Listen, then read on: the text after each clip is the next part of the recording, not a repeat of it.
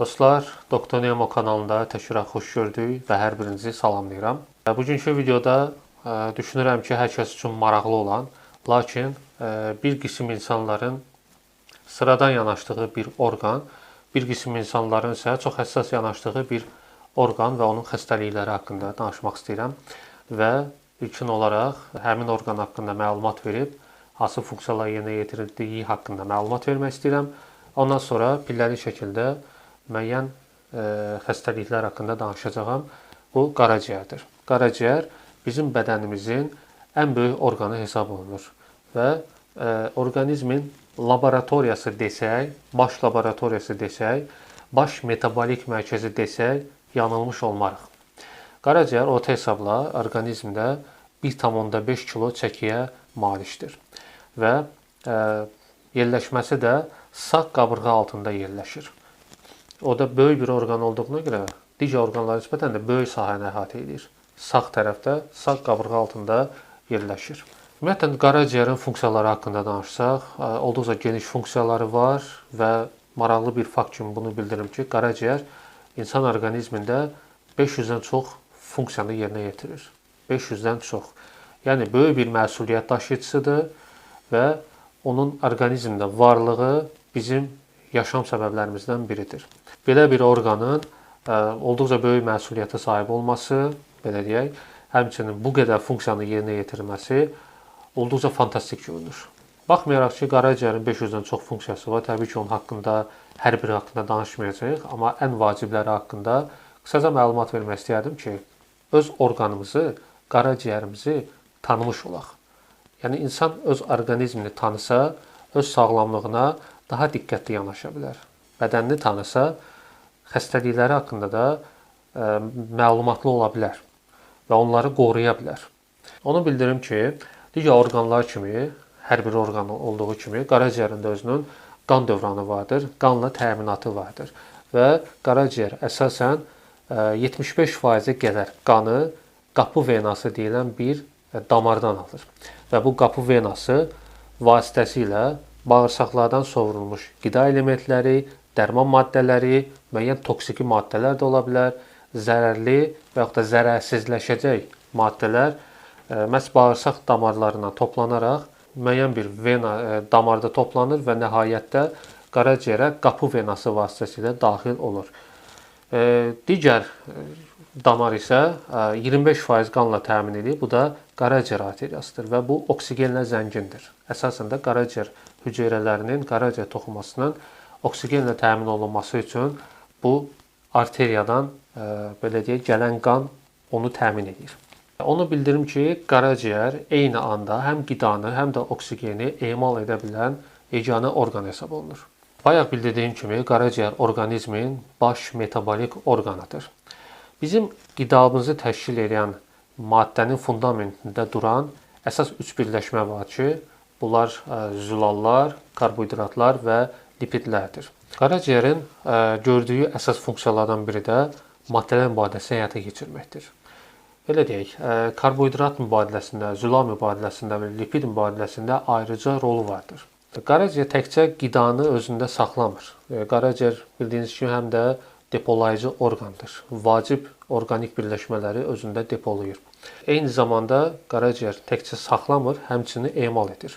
Yəni, qan vasitəsilə qaraciyərə gətirilən qida elementləri içərisində, məsələn, karbohidrat birləşmələri varsa, onlardan glukoza emal olunur və həmin glukoza ehtiyat olaraq glikogen birləşməsinə çevrilir və glikogen şəklində qaraciyərdə toplanır. Həmçinin lazım gələrsə, qaraciyər onu parçalayıb glukozaya çevirə bilir. Və bütün bu proseslər təbii ki, böyük bir fermentativ proseslərdir. Enzimlərin, fermentlərin iştirakı ilə həyata keçirilir. Glikogenin parçalanması ilə yaranan glukoza qana ifraz olunur, qana sekresiya olunur və nəticədə qanda olan şəkərin səviyyəsi saxlanılır. Yəni, qanda şəkəri artıra bilər. Şəkər energetik maddədir. Glukoz energetik maddə olduğuna görə glikogenin parçalanması ilə enerji şəklində, yəni enerji ehtiyatı şəklində qaraciyər onu qana emal edir, sekresiya edir. Bilirsiniz ki, şəkərin, qlukozanın yüksək səviyyəyə qalxması və daimi o səviyyələrdə qalması şəkərli diabet xəstəliyinə səbəb olursa, həmçinin azlığı da orqanizm üçün təhlükə yaradır və hipoglikemik şoka qədər gətirib çıxara bilər. Ona görə də qaraciyər qanda qlukoza səviyyəsinin saxlanmasında iştirak edən əsas orqan kimi nəzərdə tutulmalıdır. Qaraciyərin zülal mübadiləsində də xüsusi rolu vardır. Yəni qaraciyər orqanizm üçün vacib olan bir sıra zülali birləşmələrin sintezində iştirak edir. Xüsusən də qan zülallarının, qanın laxtalama amillərinin, sonra immunitet üçün lazım olan immun reaksiyalarda iştirak edən immunoqlobulinlərin sintezində və ən vacib zülal kimi sayılan albuminin sintezində iştirak edir.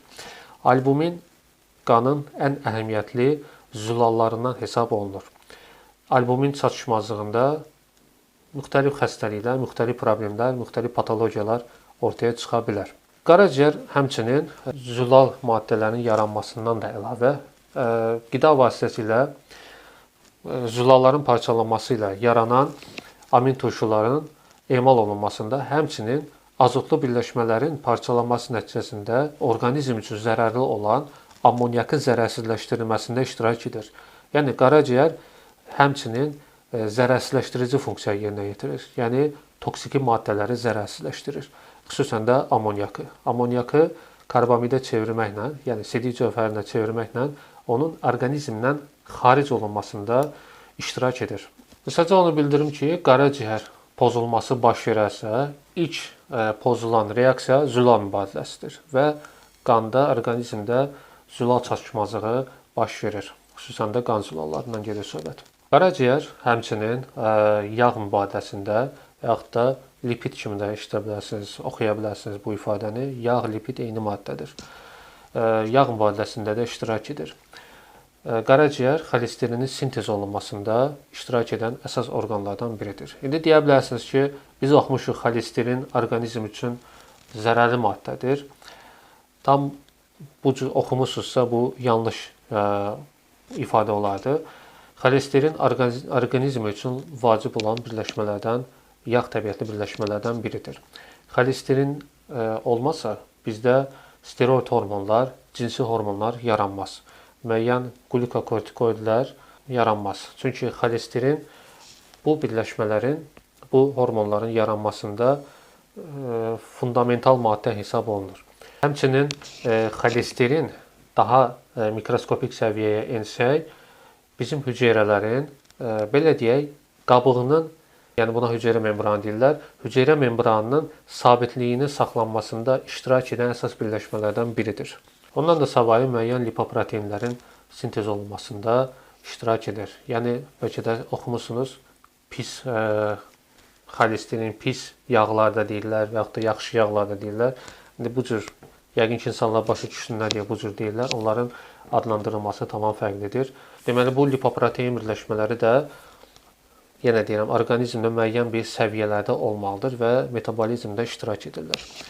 Ondan da savayı qaraciyər ödün yaranmasında iştirak edir. Öd də həzmdə iştirak edən vacib birləşmələrdən biridir. Yəni, ödün tərkibində olan öd turşuları yağların həzm olunmasında iştirak edir. Qaraciyərin ən məşhur, ən vacib rolu detoksikasiyadır. Yəni, toksiki maddələri, zəhərli maddələri, zərərli maddələrin zərərsizləşdirilməsində iştirak edir. Yəni, qəbul olunan alkoqol, yəni spirt, dərmanlar, həmçinin qidalarımızın tərkibində olan, onların parçalanması ilə yaranan zərərli birləşmələr, həmçinin müəyyən zəhərlər, onların zərərsizləşdirilməsində iştirak edən vacib orqandır. Qaraciyərin əsas rollarından biri hesab olunur. Detoksikasiyadır. Yəni, detoksikasiya deyəndə bəzən çayların, hansısa bitkilərin detoksikasiya rolundan getmir söhbət. Buradakı detoksikasiya daha ciddi məsələdir. Yəni, bu detoksikasiya anlayışı orqanizmə şamil etsək, sırf qaraciyərə aid edə biləcəyimiz bir funksiyadır. Qaraciyərin həzmdə iştirakı ödün yaranması ilə əlaqədardır. Burada yaranan öd, tərkibində olan öd birləşmələri, öd turşuları gəlir öd kisəsində toplanır və lazım olduğu şəkildə bizim 12 barmaq bağırsağımıza axıdılır. və orada yağların həzm olunmasına iştirak edir. Demək, yağlar qida vasitəsinə qəbul olunduqdan sonra ödün axını ilə onların emulsiyalaşması və onların sabunlaşmasına səbəb olur. Nəticədə yağların parçalanması üçün, fermentlər üçün yağların parçalanmağa gözəl şərait yaranır və onların sorulmasına zəmin yaratmış olur. Həmçinin ödün yaranması yağda həll olan vitaminlərin, yəni A, D, E və K vitaminlərinin sorulmasına da kömək etmiş olur. Qaraciyərin həmçinin depolama funksiyası vardır. Qaraciyər yağda həll olan vitaminlərin, xüsusən də D vitamininin, yəni bu zamanlarda daha populyar olduğuna görə daha çox vurğuladım. D vitamininin toplanmasında, B12 vitamininin depolanmasında, müəyyən yağ birləşmələrinin, karbohidratların depolanmasında, dəmirin depolanmasında iştirak edən orqan hesab olunur. Qaraciyər eyni zamanda immun reaksiyada da iştirak edən bir orqandır. Burada yaranan immunoglobulinlər immun reaksiyalarda iştirak edən vacib zülallardır. Bu immunoglobulin zülalları da qaraciyərdə, az öncə bildirdiyim kimi qaraciyərdə sintez olunur. Qaraciyər haqqında maraqlı bir fakt da söyləmək istəyirəm. Qaraciyər çox unikal bərpa olunma xüsusiyyətinə malikdir. Yəni bərpa olunma bir qədər onun üçün aciz bir sözdür. Regenerasiya desək daha düz olar. Yəni regenerasiya, yenidən yaranma. Qaraciyər özünü bərpa etmə qabiliyyətinə görə bizim orqanizmimizdə ən üstün orqan hesab olunur. Hətta müəyyən xəstələr olub ki, onların qaraciyərinin 70% çıxarılıb, lakin müəyyən müddət sonra qaraciyər bu regenerasiya qabiliyyəti vasitəsilə o yenidən bərpa olunmuşdur. Təbii ki, regenerasiya dedikdə qaraciyər qeyri-məhdud deyil bu barədə. Müəyyən xəstəliklər, müəyyən yüklənmələr, müəyyən xroniki proseslər varsa, onlar qaraciyərin regenerasiya qabiliyyətinə mənfi təsir göstərmiş olur. Müəyyən mənbələrdə bəlkə oxumuş olarsınız, qaraciyər həmçinin qan yaranmada iştirak edir. Qaraciyərin qan yaranmada iştirak etməsi yetkin insanlara xas deyil. Qaraciyər düzdür, müəyyən qırmızı qan hüceyrələrinin, yəni eritrositlərin, digər qan hüceyrələrinin öldürülməsi nə deyək də, belə deyək, məhv edilməsində iştirak edir. Yəni yeniləri deyil təbii ki, köhnəlmiş, qocalmış qan hüceyrələrinin məhv etməsi üçün fəaliyyət göstərir. Qaraciyər ana bətnində olan uşaqda qan yaradıcı orqan kimi fəaliyyət göstərir. Yəni bir müddət qaraciyər qan yaranmada iştirak edir. Lakin yetişkin insanlarda artıq qaraciyər bu funksiyanı həyata keçirmir və qan yaranma funksiyasını digər orqanlar belə deyək özlərinə götürmüş olur.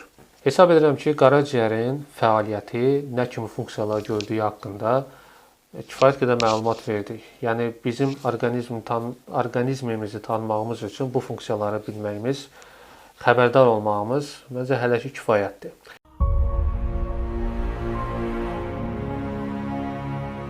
İndi isə gəlin qaraciyər xəstəlikləri haqqında sadədən mürəkkəbə doğru sizə izahat verim. Onu bildirim ki, burada bildirəcəyim məlumatlar sadəcə tibbi maarifləndirmə məqsədi daşıyır, heç kəsi qorxutmaq deyil, nəyəsə cəlb etmək deyil və yaxud da müalicəni izah etmək deyil. Burada dediyim kimi məsələ maarifləndirməkdir. Qaraciyər bədənimizin ən səssiz və həmçinin ən zəhmətkeş orqanlarından hesab olunur. Qaraciyər, bayaq bildirdiyimiz kimi, orqanizmin baş laboratoriyasıdır, enerji deposudur, həmçinin filtrasiya, detoksikasiya orqanıdır. Qaraciyərdə baş verən müəyyən dəyişikliklər, simptomlar, yəni xəstəlik simptomları özünü bir qədər gec göstərir. Bu da nə ilə əlaqədardır? Qaraciyər bir qədər sinir sistemindən daha az təmin olunub.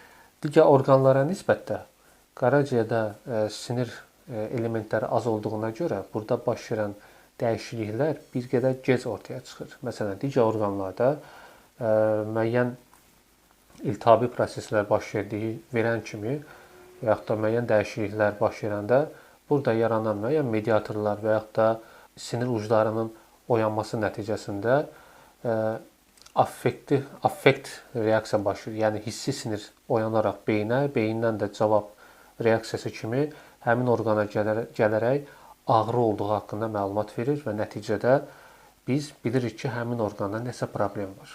Qaraciyər isə bundan bir qədər məhrumdur. Ona görə qaraciyərdə simptomlar bir qədər gec ortaya çıxır. Deməli, qaraciyərdə baş verən dəyişikliklər ilkin olaraq nə ilə başlayır? Qaraciyərin piylənməsi ilə. Bəlkə də aranızda zarafatla da işlətmisiniz və yaxud da bir qədər məsələni sadələşdirmək üçün demişsiniz. Ay, heç nə yoxdur, eşi. Həkim dedi ki, qaraciyərində piylənmə var. Sanki adi bir şeymiş kimi. Bir qədər adi bir şey kimi də demək düz çıxmır. Yaxşı deyil. Bu sağlamlığa biganə yanaşmaqdır və yaxud da beyni inandırmaqdır ki, həyat davam edir. Belə yanaşma doğru olmazdı. Bir qədər orqanizmimizə ciddi yanaşmağımız lazımdır. Bir qədər də boş buraxmaq lazım təbii ki. Çünki biz bütün fokusumuzu sağlamlığımıza versək, nəticədə başqa problemlər yaşayırıq. Yəni, digər şeylərə fokuslana bilmirik və daha fərqli psixoloji problemlər ortaya çıxır. Yəni, qaraciyər piylənməsi mərhələsində artıq qaraciyər hüceyrələrində, yəni hepatositlərdə piy toplanmağa başlayır. Yəni, yavaş-yavaş qaraciyərin piy distrofiyası başlayır. Bu mərhələdə insan demək olar heç bir şey hiss etmir. Yəni, kimsə deyəməz, deyəsən qaraciyərin piylənir. Belə rahatlıqla bunu hiss edə bilmərik. Bu ağrı simptomu deyil. Bu nədən baş verə bilər? Qaraciyərin piylənməsi ən əsas bizim qidalanmamızla bağlıdır. Yəni, biz qida rasionumuza, qidanın miqdarına, keyfiyyətinə nə qədər az fikir verirsə, qaraciyərin piylənmə ehtimalı bir o qədər artır. Trans yağların istifadə olunması, doymuş əsaslı yağ birləşmələri, yağ olan qidaların istifadə olunması bu tipli problemləri yarada bilər. Həmçinin insulin rezistentliyi də burada böyük rol oynayır. İkinci tipli şəkərli diabet ola bilər. Yəni, orqanizmdə bəzən insulin olur. İnsulin çoxalması baş verir ki, şəkəri hüceyrələrə, əsasında əzələ hüceyrələrinə və qaraciyərə hüceyrələrinə köçürmüş olsun. Yəni, qan dövranına şəkəri azaltsın. Lakin insulin çoxluğu şəkəri depolamaqla necə depolayır? Yəni, şəkəri depolamağı təkcə şəkəri hüceyrələrə doldurmaqla deyil. Burada xüsusən qaraciyərdə fermentativ proses gedir və nəticədə həmin qlukoza, şəkər yağlara çevrilir və o enerji kimi, yağ kimi bizim orqanizmimizdə depolanır. Bəli, şəkər bayaq dediyim kimi glikogen kimi qaraciyərdə, əzələ hüceyrələrində depolanır. Lakin tək glikogen toplanmır axı. Glikogenin də dolma bir bazası var və o dolandan sonra artıq yalnız yağlara çevrilir. Bir də ən əsas məsələ bir çoxlarının imtina edə bilmədiyi və bəzi süfrələrimizin vazkeçilməzi olan təəssüf ki, alkoqoldur. Yəni, spirtli içkilərdir. Spirtli birləşmələrin qəbuludur. Alkoqolun çox istifadə olunması nəticəsində qaraciyərdə piylənmə baş verə bilər. Belə deyək, bu qaraciyərin birinci dəyişiklik mərhələsidir və bu mərhələ, bayaq dedim, zarafata deyirlər, qaraciyərin piylənməsi var, heç bir şey yoxdur. Bunun bir xoş tərəfi odur ki, bu mərhələni biz geriyə çəkə bilərik. Yəni, bu mərhələdə qaraciyər bərpa oluna bilər. Demək ki, necə edirik? Həyat tərzimizi dəyişməklə sağlamlığımıza daha ciddi yanaşmaqla və xüsusən də qidalanmamıza ciddi yanaşmaqla. Şəkərli qidaları maksimum azaltmaq, trans yağların, doymuş yağ turşulu, yağ birləşməsi əsaslı belə deyək, yağ qidalarından istifadə olunması və alkoqolu, bunları biz qida rasionumuzdan çıxarmalıyıq. Bundan sonra əgər biz buna ciddi yanaşmasaq, qaraciyərin piylənməsi iltihablaşa bilər. Bayaqki mərhələ steatozlaşma etsə, yəni piylənmə etsə, burada artıq iltihab qoşulduğuna görə, ikinci mərhələdə iltihab qoşulduğuna görə buna steatohepatit deyirlər. Yəni, qaraciyər həm piylənib, həm də iltihab baş verir. Yəni, artıq iltihab mediatorları sintez olmağa başlayır. Bu mərhələdə artıq oksidativ stres baş verir, hüceyrələrin zədələnməsi baş verir, sitokinlərin artması baş verir. Laborator göstəricilərə baxsaq, məsələn, bayaqki mərhələdə steatozda ALT və AST, xüsusən qaraciyər problemlərini göstərən fermentdə bunlar.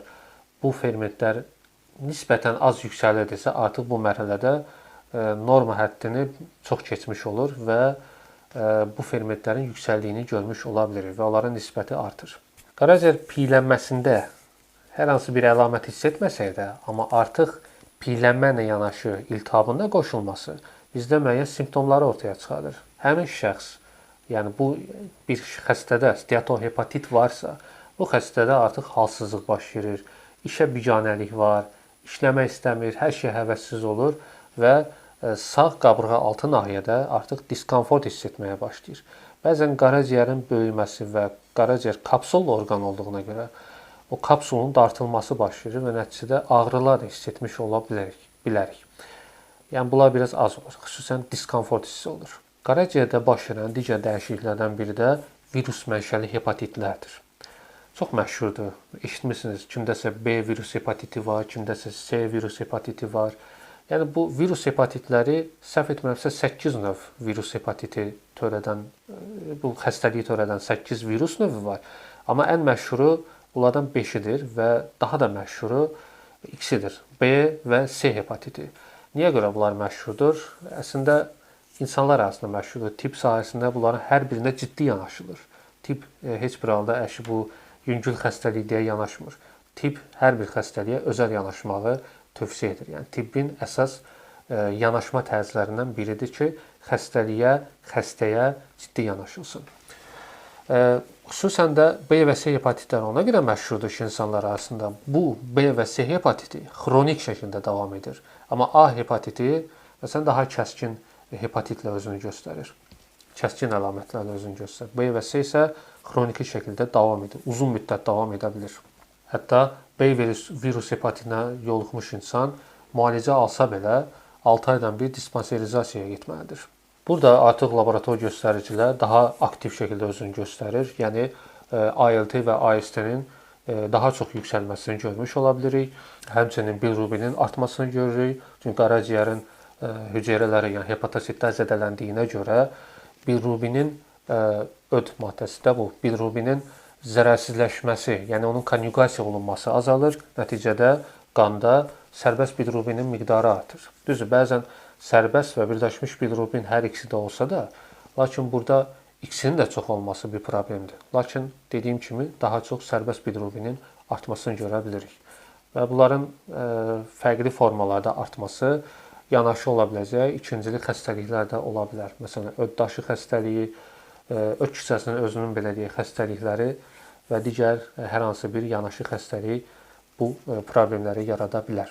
Həmçinin burada laborator göstərici kimi seroloji markerlərdən də istifadə edirlər. Yəni virus hepatitini, yəni həmin virusu aşkarlamaq üçün seroloji reaksiyalar vasitəsilə onun diaqnozu təyin olunur. Və əgər bayaqki dediyim iltihab belə olsa, bayaq dediyim məsələn steatohepatit metabolik pozğunluq nəticəsində yaranan iltihab etsə, indi dediyim isə virus mənşəli, yəni törədicisi olan bir hepatit xəstəliyidir.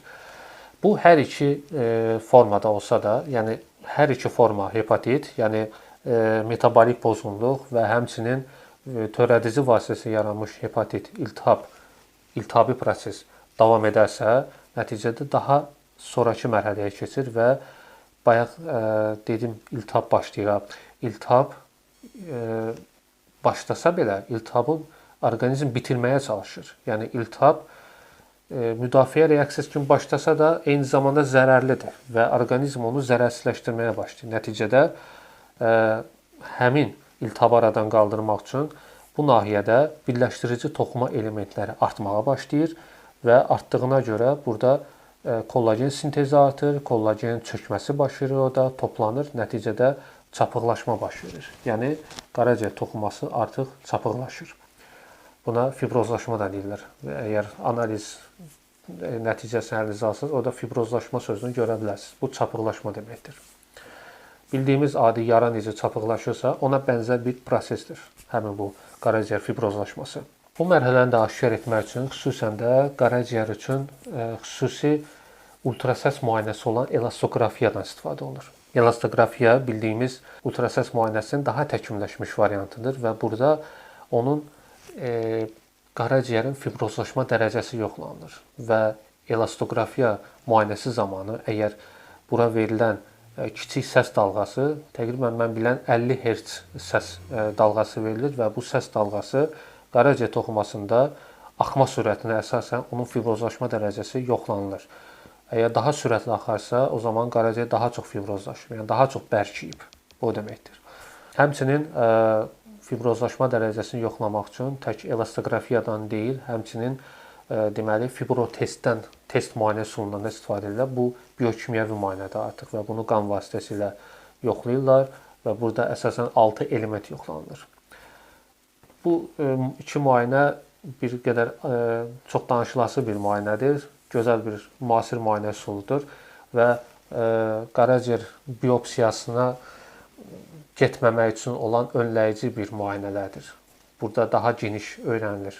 Bəzən bu iki müayinə metodu əgər ikisi də eyni nəticə verirsə, artıq qaraciyərdən biopsiya götürməyə ehtiyac olmur. Biopsiya da nədir?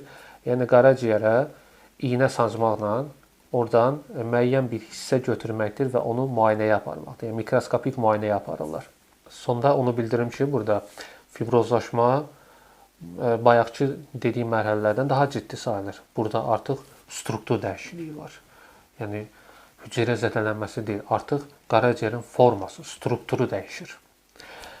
Əgər fibrozlaşma davam edərsə, qaraciyər nə qədər çox fibrozlaşarsa, nə qədər çox çapıqlaşarsa, nəticədə qaraciyər sirrozuna gedib çıxa bilər. Sirroz da olduqca ciddi bir problemdir və geriyə dönməsi demək olar qeyri-mümkündür.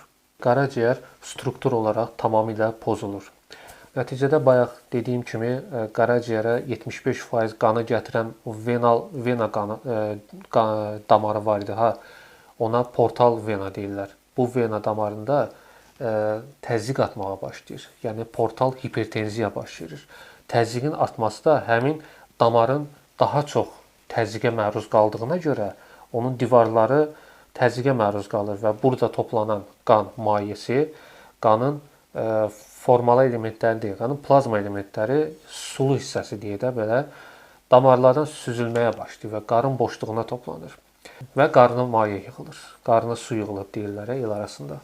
Buna asit mayesi deyirlər və qarın böyüməyə başlayır. Buna həmin xəstədə asit olaraq deyilir. Bundan əlavə varikoz qanaxmalar baş verə bilər. Həmçinin qaraciyər, bu xüsusi bir şeydir, yəni vacib bir məlumatdır. Qaraciyər artıq struktur dəyişikliyinə uğradığına görə bayaq dedik axı qaraciyərdə vacib detoksikasiya prosesləri həyata keçirilir. Yəni zəhərli maddələr neytrallaşdırılır, zərərsizləşdirilir. Həmçinin qanın lazımi zülalları burada sintez olunur.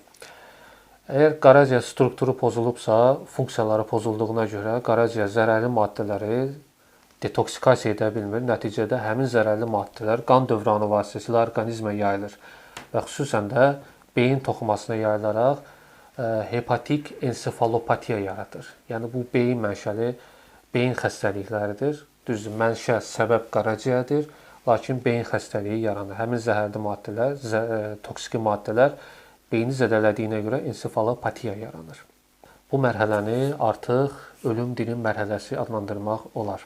Sirrozun müalicəsi, yəni dərman preparatları ilə demək olar mümkünsüzdür. Bəs deyərsiniz ki, bu halda mütləq ölüm olur. Əksər hallarda bəli, ölümə gedib çıxır, lakin müalicə olaraq qaraciyər köçürülməsi həyata keçirilə bilər, yəni qaraciyər transplantasiyası ola bilər və həmin şəxsi həyata qaytarmış ola bilərik. Transplantasiya da olduqca bahalı prosesdir. Donor tapılması, ona uyğun qaraciyərin tapılması, ondan sonra əməliyyatdan sonra transplantasiya əməliyyatının da çatışmazlıqları var.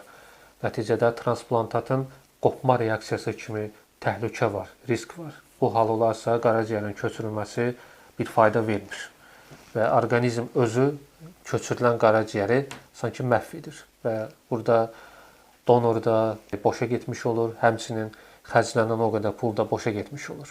Bu mərhələ doğrudan da ölüm dirim mərhələsidir.